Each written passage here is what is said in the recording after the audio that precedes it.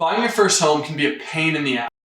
One minute you're pumped, the next minute you're thinking, what the hell am I doing? Let's not forget about headlines. Rates are high, inventory's low, prices, well, they're either peaking or they're crashing. That all depends on which TikTok or Instagram reel that you watched last night. It's a lot of noise. So if you're thinking about buying or just trying to make sense of it, here's how it actually works and what you should know to avoid getting blindsided. Hey guys, my name is Ben. I'm a mortgage broker in BC, and I help first-time home buyers get this right so they actually feel confident about the decisions that they're making. Let's start with rates. Are rates high? Well, yes, compared to the 2% rates that we saw during COVID, they definitely feel high. Right now, most 5-year fixed rates are between 4.7 and 5.3%. But if you take a minute to zoom out, over the past 30 years, Canada's average mortgage rate has been around 5%. So no, this isn't exactly cheap, but it's not extreme either. We're basically getting back to what used to be normal. Plus, with everything that's going on,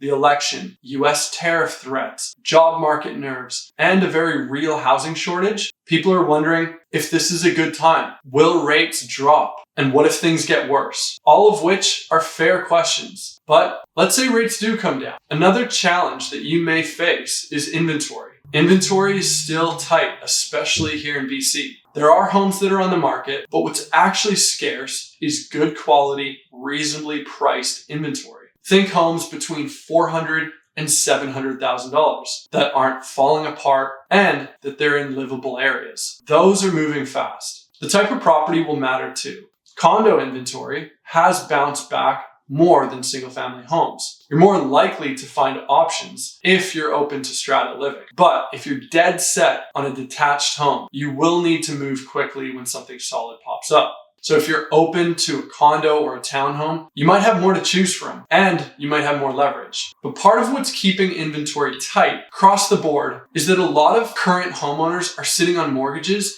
at about 1.9 to about 2.5% rates that they had from a few years ago. So they're not exactly eager to trade that in for 5 or 5.5%.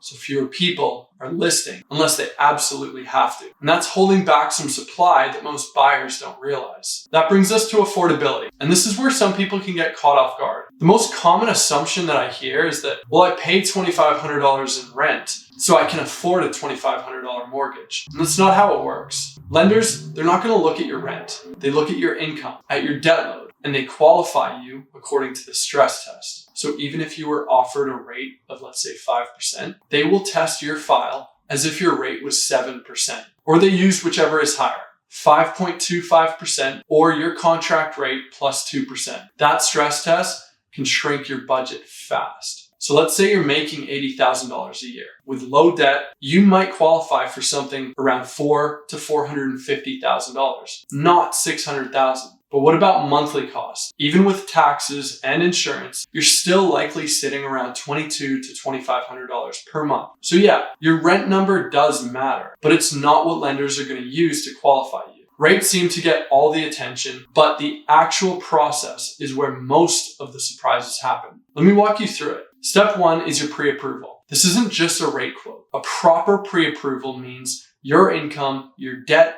and your credit have actually been reviewed.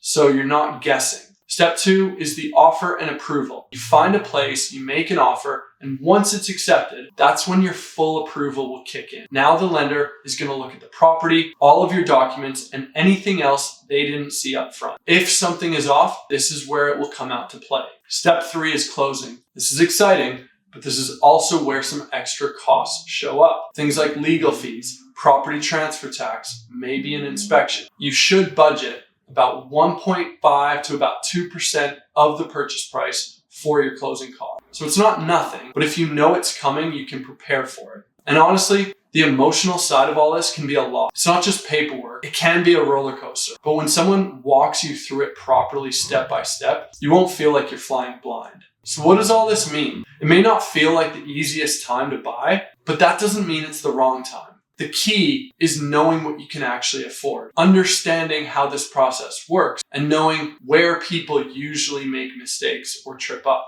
If you're thinking about buying or just want a clearer picture of what's possible, reach out, book a call with me, send me a message, whatever's easy for you. And remember, you don't need a pitch. What might be helpful is seeing your full picture laid out clearly so you can act when the time is right. Appreciate you guys watching, and I'll see you guys in the next one.